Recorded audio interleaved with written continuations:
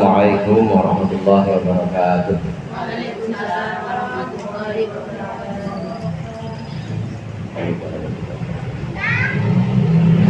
Al-Fatihah.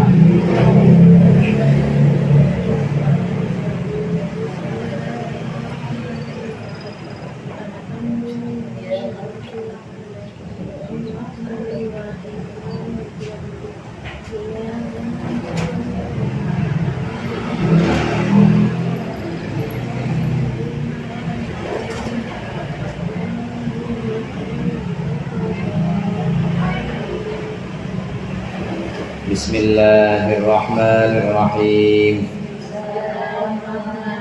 Alhamdulillah muallimil tullabi wa musahhilil khairi liman yata'allamu.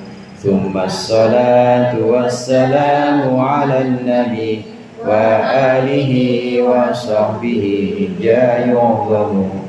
Ya Rabbana kaffir 'anna dhunubana wa walidina wa liman huwa muslimu.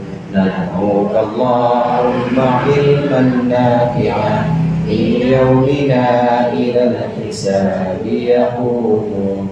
Amin amin amin wa ya fattahu. Amin amin amin wa ya alimu.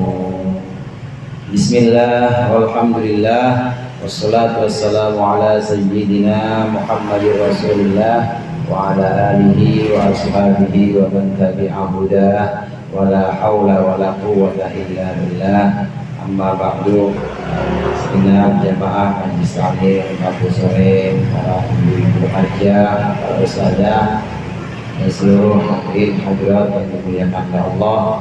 Alhamdulillah kita melanjutkan kembali pengajian kita pada sore hari ini, mengaji kitab Safinatul Najah. Mudah-mudahan apa yang sudah kita baca, apa yang akan kita baca menjadi ilmu yang bermanfaat untuk dunia dan akhirat. Amin ya rabbal alamin. Rukun iman yang keempat atau yang ketiga, rukun Islam yang keempat atau yang ketiga itu adalah puasa. Ini pembahasan terakhir kita. Puasa ini diwajibkan atas kita orang-orang Islam pada tahun kedua Hijriah, artinya di Madinah. Setelah Nabi berada di tahun kedua di Madinah, maka turun kewajiban puasa. Pembahasan yang lalu, syarat-syarat yang mewajibkan berpuasa itu sudah kita bahas. Antara lain kalau sudah genap bulan Sya'ban 30, maka besoknya wajib kita puasa. Atau ada yang melihat hilal bulan tanggal 1, maka wajib besoknya puasa. Pada pembahasan berikut ini adalah syarat-syarat sahnya puasa. Orang yang berpuasa ini bisa sah puasanya kalau memenuhi syarat-syarat yang 4 berikut ini. Jadi tidak sembarangan, meskipun kita muslim misalnya, atau kita mukallaf, artinya yang sudah berakal dan sudah balik, tapi kalau ada syarat satu saja tidak terpenuhi, maka tidak sah puasa kita. Ini adalah syarat sahnya puasa. Apa saja syarat sahnya puasa ada dalam bacaan kita berikut ini. Mari sama-sama kita baca ibu-ibu. Bismillahirrahmanirrahim. Syartu sihhatihi arba'atu asya'a.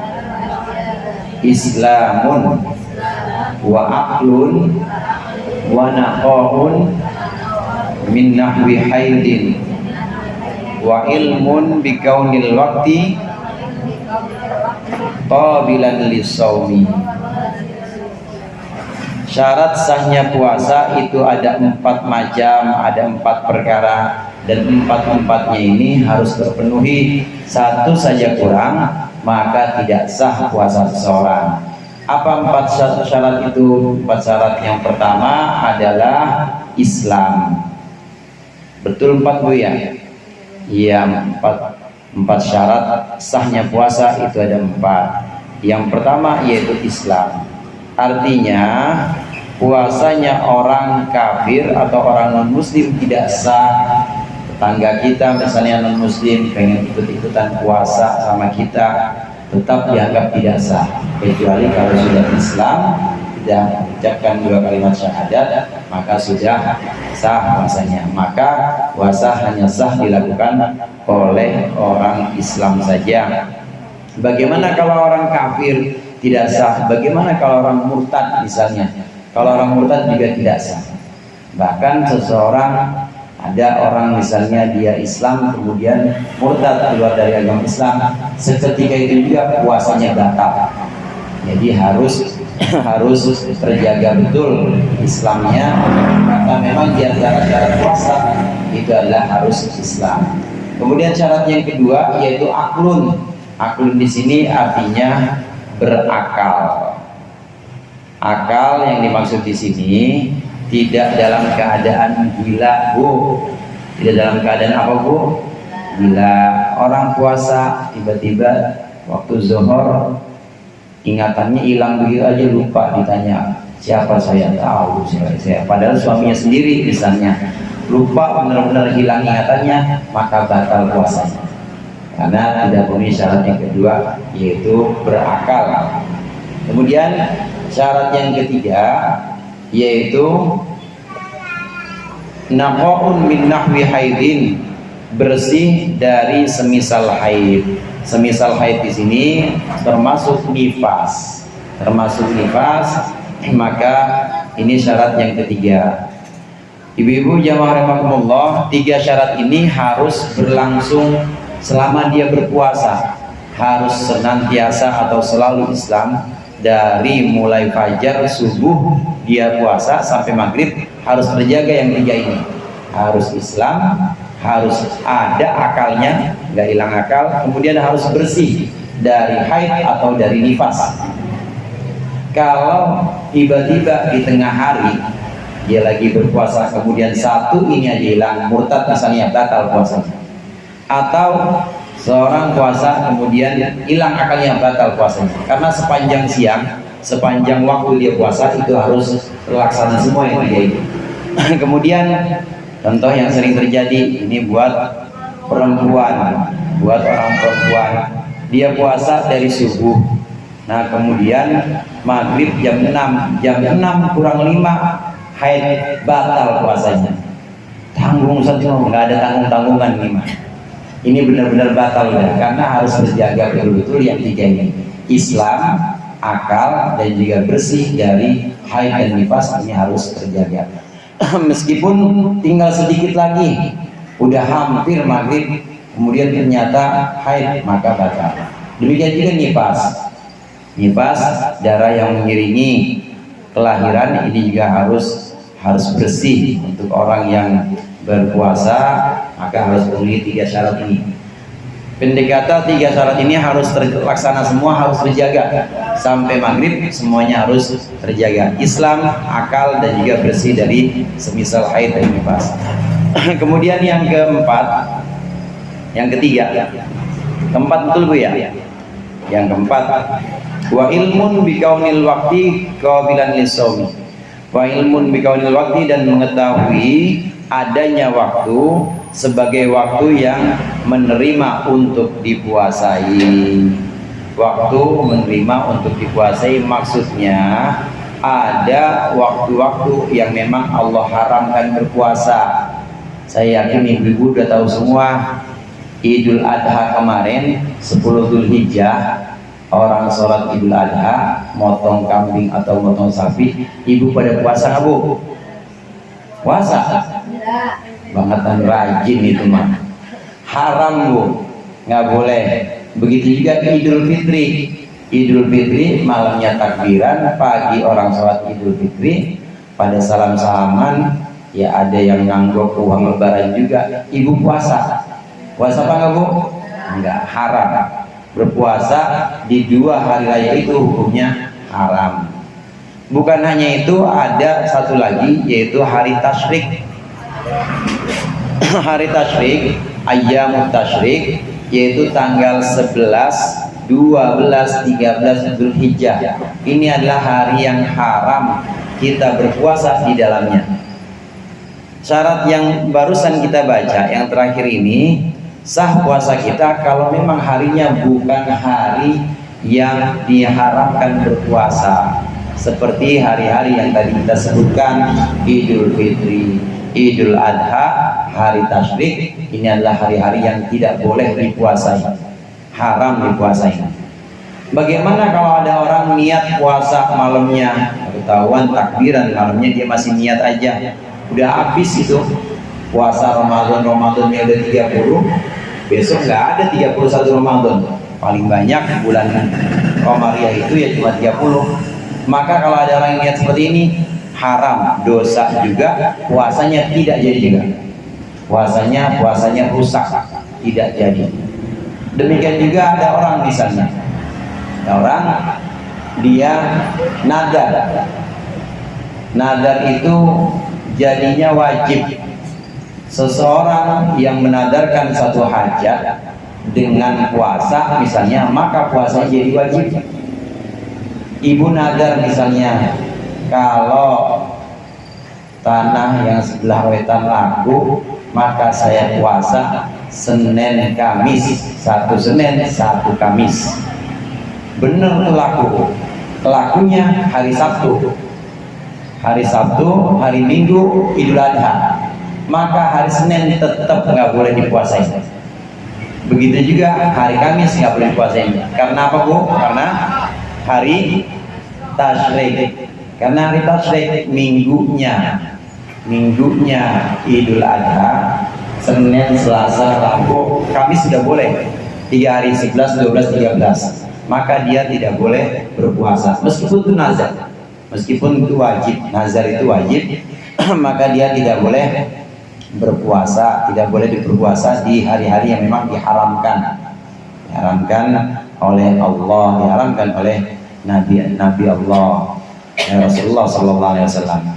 Jadi ini perlu diketahui untuk orang yang berpuasa, maka tidak boleh berpuasa di hari-hari yang tidak menerima puasa.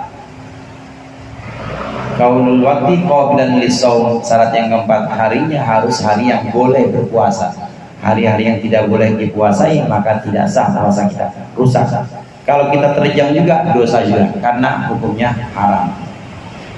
Itu puasa yang haram yang terkait dengan Idul Fitri, Idul Adha. Ada juga Bu, puasa yang sifatnya itu haram tapi bukan di Idul Fitri, bukan Idul Adha, yaitu puasa tanpa sebab setelah bulan Sya'ban, setelah separuh bulan Sya'ban, jadi tanggal 16 Sya'ban, tanpa sebab apa-apa dia puasa, haram. Udah tahuan hari bulan Syawal, bulan Qa'dah, bulan jadi nggak pernah puasa benar-benar. Senin Kamis boro-boro, Senin Kamis pokoknya ngopi aja dah, ngopi rokok. Dia puasanya Ramadan doang.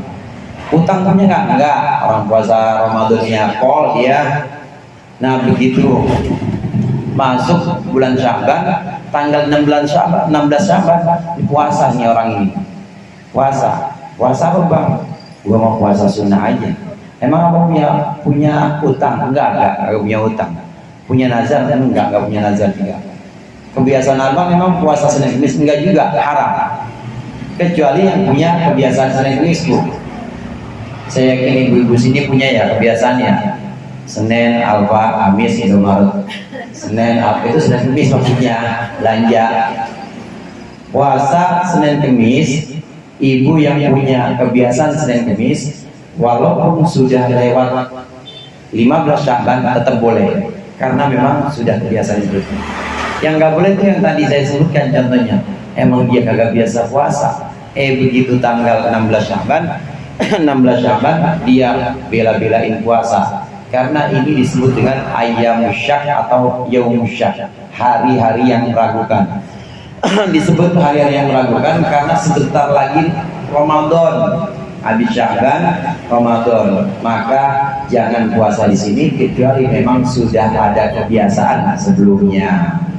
Orang yang punya kebiasaan puasa Daud, tahu Bu puasa Daud? Sehari puasa, sehari buka, sehari puasa, sehari buka. Puasa Daud namanya. Udah lewat tanggal 15 Sya'ban, tanggal 16 masih boleh tetap, karena dia punya kebiasaan seperti itu. Demikian juga orang yang punya kebiasaan puasa terus, ada yang seperti itu, Bu, puasa terus, kecuali dia Idul Fitri, Idul Adha, hari tasrik nggak puasa, boleh tetap puasa saat Sya'ban. Nah, Rasulullah punya kebiasaan kalau bulan Sya'ban puasa, jadi nyambung terus, nyambung dari Sya'ban sampai Ramadan. Kebiasaan Rasulullah. Kalau sudah kebiasaan seperti itu nggak apa-apa, karena memang dari awal Sya'ban sudah mulai berpuasa. Ibu begitu nggak, Bu? Orang-orang lagi Ramadan, ya kemudian ya orang-orang puasanya baru mulai Ramadan, ibu mau dari Sya'ban, begitu ya? Saya tahu ibu-ibu mah gimana. Itu kebiasaan-kebiasaan yang memang sebelumnya sudah ada, maka tidak apa-apa berpuasa di hari Syak, namanya Yaumus Syak. Satu lagi di hari Syak atau Yaumus Syak ini boleh berpuasa kalau memang puasanya puasa wajib. Di antara puasa wajib itu puasa qadha. Bulan puasa kemarin belum kebayar, Syawal, Dzulqa'dah, Dzulhijjah, Muharram nggak dibayar-bayar.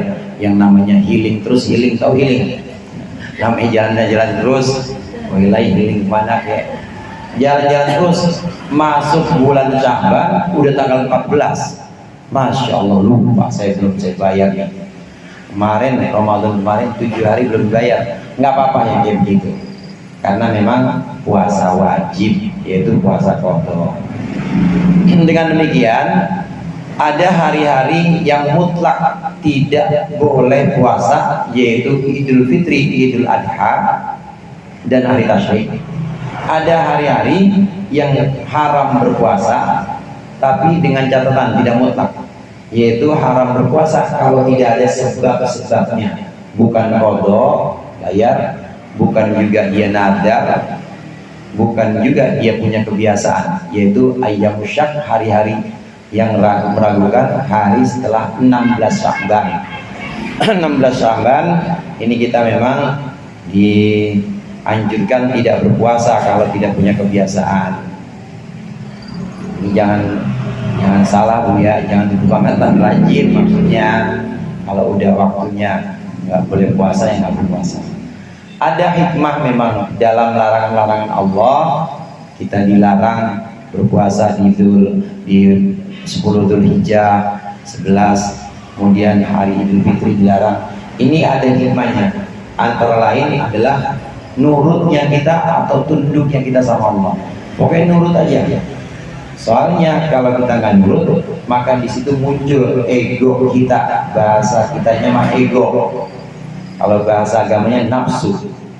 Nafsu itu bukan hanya nafsu yang di dalam maksiat. Kadang-kadang ada nafsu dalam ibadah. Nafsu dalam ibadah itu ambisius, pengen banget jadi orang yang terus puasa sampai-sampai diterjang itu. Puasa apa? Puasa Kemis. Saya mah dari kecil Senin Kemis dari saya umur 4 tahun udah puasa Senin Kemis. Ini hari tasyrik, Bang, nggak ada urusan sama tasyrik, nggak boleh nih kayak begini. Yang kayak begini namanya nggak nurut sama Allah. Larangan-larangan Allah dalam ibadah itu untuk menunjukkan kita ini taat nggak sama Allah, kita patuh nggak, nurut nggak dengan Allah. Termasuk juga untuk ibu-ibu perempuan yang haid misalnya, memang dilarang membaca Al-Quran, dilarang memegang Al-Quran, la yamassuhu illal mutahharun. Udah nurut aja, jangan terus apaan itu, orang ibadah kok dilarang. Bukan masalah ibadah dilarang, lu nurut nggak sama Allah, gitu doang itu. Soalnya ada orang-orang yang kadang-kadang dalam ibadah itu nafsu, ambisi. Kita mah santai-santai aja, bu. Iya, santai-santai aja. Ngaji ya hari Rabu aja seminggu sekali ya. Jangan dari subuh ngaji, dari habis zuhur ngaji tiap hari begitu, jangan. Jadi yang santai-santai aja. Banyak hikmahnya larangan-larangan yang Allah bebankan kepada kita untuk tidak beribadah. Itu antara lain untuk menunjukkan kita ini nurut nggak, kita ini hamba yang sesungguhnya apa enggak. Itu puasa contohnya. Ada contoh lain, sholat. Pernah saya sampaikan mungkin. Sholat itu ada sholat yang diharamkan, yaitu setelah asar. Haram, nggak boleh sholat lagi. Setelah subuh, haram, udah nggak boleh sholat lagi. Ibu udah selesai sholat subuh, udah istirahat. Main kayak bikinin kopi suami kayak, olahraga kayak. Jangan terus sholat lagi. Habis asar, udah selesai sholat asar, jangan sholat lagi, udah nggak ada sholat, haram. Ini juga untuk tanda atau indikator, kalau kata orang Sunda mah, indikator apakah dia hamba yang benar-benar nurut nggak sama larangan Allah, atau dia justru menangkan hawa nafsunya, pengen merasa paling puasa, pengen merasa paling ibadah. Na'udzubillah. Inilah syarat-syarat sahnya puasa. Kalau ini tidak terpenuhi, maka puasanya otomatis batal atau rusak, nggak jadi puasanya. Puasanya percuma. Dia nahan haus, nahan lapar dari subuh sampai maghrib, tetap percuma kalau dalam keadaan yang tidak memenuhi syarat. Yang berikut ini yaitu syarat wujubnya puasa, wajibnya puasa.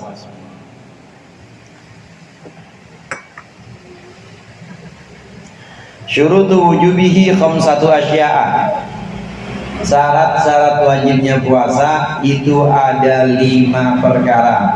Yang pertama Islamun, yang pertama Islam, wa taklifun, dan taklif. Islam yang dimaksud di sini orang yang sudah Islam maka wajib berpuasa. Taklif yang dimaksud di sini adalah orang yang akil balik, orang yang sudah berakal, dan juga sudah balik, sudah berakal dan sudah balik. Kalau belum balik maka tidak wajib puasa. Kita semua udah balik, ya Bu? Bu, iyalah ngajar ibu-ibu, kecuali dia ngajar poinnya, ngajar bocah. Ada yang belum balik. Nah, bocah-bocah yang baca Iqra itu kalau belum balik memang gak wajib puasa, karena belum taklif. Ini syarat yang kedua, belum taklif. Islam kan dia Islam, tapi apakah sudah taklif? Bahasa lainnya mukallaf. Apakah dia sudah balik dan berakal? Belum. Ya berakal tentu, orang ngerti huruf kan berakal, tapi belum balik maka tidak wajib puasa. Saya bahas dari yang Islam dulu sebentar. Yang Islam ini artinya orang Islam harus atau wajib berpuasa. Bagaimana dengan orang kafir tidak wajib? Jangan dipaksa-paksa, Bu. Dan dipaksa-paksa, namanya orang non-muslim. Begitu dia masuk Islam misalnya, itu pun tidak wajib dia membayar puasa dulu. Masuk Islam lah, iya puasa lah, bayarin. Saya mau udah 2 tahun bang puasa misalnya, abang baru Islam yang kemarin kayak saya, nggak usah. Kalau kafir, kalau non muslim ketika masuk Islam nggak perlu dia membayar puasa yang sebelumnya, karena memang belum Islam. Beda halnya dengan murtad. Orang murtad maka dia wajib membayar puasa sebelumnya. Ada orang namanya Pengki ya, apa si Pengki ini Islam tadinya, umur 17 dia murtad, keluar dari agama Islam, nggak tahu ikut agama apa, atau dia nggak beragama, pokoknya menyatakan keluar dari Islam. Nah kemudian insaf, sadar lagi umur 20. Itu tahun-tahun di mana dia murtad, meninggalkan puasa Ramadan, wajib dibayar. Umur Ramadan waktu dia umur 18 bayar, Ramadan waktu umur dia 19 bayarin itu. Dikodok puasa-puasa yang ditinggalkan oleh dia karena dia murtad. Murtad itu asalnya dia tahu kewajiban Ramadan puasa, kemudian dia murtad, dia tinggalkan, maka harus dibayar. Ini bedanya murtad dengan orang kafir. Taklif itu mukallaf atau akil dan balik, sudah berakal dan sudah balik juga. Kalau tidak berakal artinya orang gila, majnun, orang yang gila, orang yang memang akalnya itu tertutup, jadi dia sudah hilang, kan nggak wajib puasa. Yang suka di jalan-jalan Bu, ya yang suka di jalan-jalan kadang-kadang dia tawa-tawa sendiri, kadang-kadang ya pakai bajunya begitu aja, itu nggak wajib puasa. Jangan ibu paksa-paksa dia makan es, makan nasi padang waktu Ramadan, ya nggak apa-apa, orang gila. Enak nggak Bu? Bu, enak ya? Ya kalau enak ya begitu, nggak kena kewajiban tuh orang gila. Begitu juga anak kecil belum balik. Anak kecil itu jelas berakal, tapi dia belum balik. Biasanya kalau sudah balik anak laki-laki biasanya itu umur 9 atau sampai 15. Anak perempuan 9 juga. Anak laki-laki umur 9 sampai 15 atau sudah ihtilam, sudah mimpi, maka balik nih. Ini anak-anak yang sudah balik baru wajib puasa. Yang belum balik enggak. Hanya saja kita sebagai orang tua, selaku orang tuanya atau wali itu bisa omnya, bisa encingnya, bisa uaknya, kebetulan dipasrahin buat ngurusin ponakan, maka kita punya kewajiban buat menyuruh puasa. Nyuruh puasa ketika sudah 10 tahun, maka sudah balik, maka wajib orang tua atau wali ini nyuruh puasa. 10 tahun belum puasa juga, pukul anak kita. Bu, apain Bu? Pukul. Sama kayak sholat. Kalau sudah 10 tahun belum mau sholat juga, wajib dipukul. Puasa juga begitu. Sudah 10 tahun belum mau puasa juga, wajib dipukul anak kita. Karena dikiaskan dengan sholat, Rasulullah perintahkan orang tua untuk menyuruh anaknya sholat mulai dari 6 tahun, tapi jangan diapa-apain kalau baru 6 tahun. Nah begitu sudah sampai 10 tahun dia nggak mau sholat juga, ini anak pukul. Dikiaskan dengan perintah ini, puasa juga demikian. Anak udah 10 tahun belum mau puasa Ramadan, maka wajib dipukul. Pukulnya pukul yang tidak melukai Bu, pukul mubar ghairu mubarrihin. Itu pukul yang tidak memberikan bekas, pukul aja pantatnya. Ya pantatnya pukul pakai tangan, jangan yang memberikan bekas. Ini tuntutan dari Islam, memang harus seperti itu. Anak kita itu tanggung jawab kita, dia harus kita didik, harus kita latih dari kecil. Nah begitu sudah sampai 10 tahun, maka harus rada keras kita sama anak. Karena kalau 10 tahun belum puasa juga, nanti kita yang kena dosa. Kita nggak menjalankan perintah Rasulullah untuk mendidik anak, keterusan dipukul. Ustaz, itu yang nggak puasa bukan anak saya, suami saya nggak puasa. Balikin ke mertua Bu, suruh pukulin sama mertua maksudnya. Enggak, jangan itu. Kalau udah lewat seperti itu nggak perlu dipukul, tinggal ibu ini aja nasihatin. Ya kalau ibu bisa nasihatin. Kalau ibu bisa boikot Bu, tahu boikot? Pokoknya abang kalau nggak puasa saya ogah masak, misalnya tuh di boikot namanya, saya ogah ngurusin anak-anak. Itu yang namanya taklif. Anak kecil sudah balik maka wajib berpuasa mulai dari 10 tahun. Kemudian syarat wajibnya berpuasa selain Islam, selain taklif, akil balik, yaitu dia wajib berpuasa kalau memenuhi syarat itokoh. Itokoh itu adalah mampu. Ibu-ibu jamaah rahimakumullah, mampu ini ada dua macam. Ada mampu secara ragawi atau mampu secara badan, ada mampu secara agama syariat. Mampu secara badan itu artinya dia masih muda, segar, kemana-mana jalan aja, pokoknya kuat mana-mana, namanya mampu. Ini mampu secara raga atau badan. Ada juga mampu secara agama. Mampu secara agama biasanya buat perempuan dalam keadaan bersih. Yang namanya haid atau nifas itu kan gak bisa ditahan kayak kencing yang udah gak mampu aja, namanya tidak ada kemampuan untuk puasa. Nah, kemampuan ini baik kemampuan badan maupun kemampuan agama tidak terhalang oleh haid atau nifas misalnya, ini harus ada. Kalau ada orang memang sudah tidak mampu secara badan, memang dia udah tua, tidak mungkin dia berpuasa lagi. Nah, secara agama dia memang ya udah nggak mungkin berpuasa lagi karena ada halangan mens misalnya. Ini contohnya lain, lagi haid, maka tidak wajib puasa, bahkan haram. Perempuan ya, dalam keadaan haid maka dia tidak wajib puasa, sekaligus haram kalau dilakukan. Kalau tetap dilakukan maka hukumnya haram. Jadi yang dimaksud dengan kemampuan di sini baik kemampuan secara badan maupun kemampuan secara agama. Itu jelas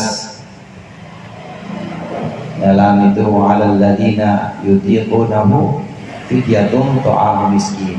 Kalau orang-orang yang memang tidak mampu berpuasa maka boleh diganti dengan fidyah namanya. Nanti kita bahas fidyah. Kemudian wasihatun, dan sehat, dalam keadaan sehat.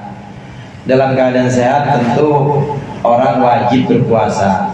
Berarti kebalikannya, orang sakit tidak wajib puasa. Anak ibu atau suami atau saudara memang dalam keadaan sakit ya wajib puasa. Boleh buka karena memang termasuk orang-orang yang tidak wajib, tidak memenuhi syarat wajib. Tidak memenuhi syarat wajib, yaitu yang berupa kesehatan, dia tidak wajib berpuasa. Wa man kana maridun aw ala safar, wa man kana maridun aw ala safarin fa iddatum min ayyamin ukhra. Orang yang dalam keadaan sakit maka dia boleh ngulang atau boleh tidak berpuasa dan nanti dibayar di hari-hari lain kalau keadaannya sakit.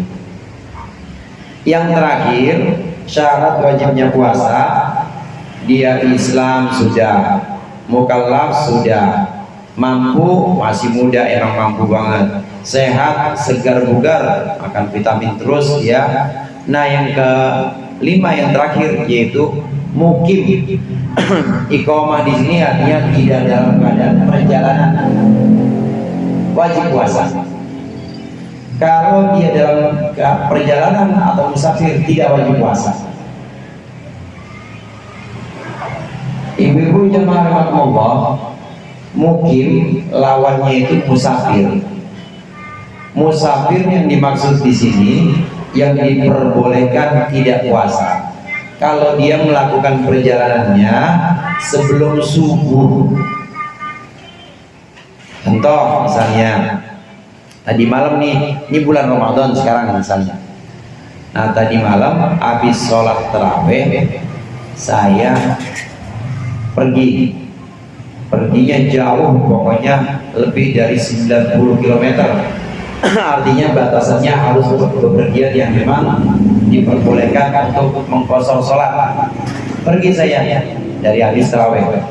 Nah, sampai di satu tempat saya masih belum kembali ke rumah, masih di kampung orang, musafir. Boleh nggak di kampung orang saya nggak puasa? Boleh, karena memang perginya dari malam sebelum subuh. Pokoknya sebelum subuh. Tapi kalau perginya sesudah subuh dan ya perginya sesudah subuh dan belum mencapai jarak 90 km atau 2 marhalah, maka tetap ibu wajib puasa. Berangkat pulang kampung ya tanggal 20 Ramadan, pengen lebaran di sana, berangkatnya habis subuh, maka ini tidak boleh buka puasa. Tidak boleh buka puasa. Yang diperbolehkan itu kalau dia musafir, perginya sebelum subuh. Tapi saya kalau kuat Ustaz, namanya saya nyupir, laki saya sendiri, yang lain perempuan pada kagak puasa, anak-anak, masa iya saya puasa sendiri? Iya boleh buka, cuma alasannya jangan musafir. Alasannya yang tadi itokoh, alasannya yaitu nggak mampu. Nah, untuk orang-orang yang tidak mampu berpuasa dalam perjalanan maka dia tidak wajib puasa, boleh dia buka, cuma jangan lupa bayar. Apa Bu? Yang lupa Bu? Bayar di koto. Orang-orang yang memang masih ada kesempatan hari lain untuk bayar puasa, boleh buka puasa. Musafir atau yang kerjanya atau yang tiap hari di jalanan, pindah dari kota satu ke kota lain, boleh tidak puasa asal ada hari lain yang memang punya kesempatan bayar. Tapi kalau dia tidak punya kesempatan buat bayar, udah tahu emang kerjaannya begitu, udah tahu memang kerjaannya itu pergi terus di kampung orang, nggak pernah menetap, maka nggak boleh buka puasa yang kayak begini.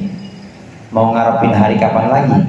Orang dia nggak pernah istirahat di rumah, maka yang seperti ini tetap wajib berpuasa. Itu bedanya musafir yang diperbolehkan buka puasa dengan yang tidak diperbolehkan berbuka puasa. Ini syaratnya mukim. Jadi 5 ini orang yang Islam, mukallaf, mampu dalam keadaan sehat dan dia tidak dalam bepergian, dia mukim, maka wajib berpuasa. Kalau satu ada yang tidak memenuhi syarat, tidak wajib, boleh dia tidak berpuasa. Tapi kalau puasa gimana Ustaz? Kalau puasa sah, tetap sah. Orang dalam keadaan sakit dia maksain puasa, tetap sah, karena ini hanya mengukur wajib atau tidaknya saja. Arkanuhu salatatu asya'a, ini adalah rukun-rukun puasa. Insyaallah kita lanjutkan pertemuan yang akan datang. Demikian untuk kesempatan kali ini, mudah-mudahan bermanfaat. Lebih kurangnya saya mohon maaf. Allahumma muwaffiq ila aqwamit thoriq. Wassalamualaikum warahmatullahi wabarakatuh.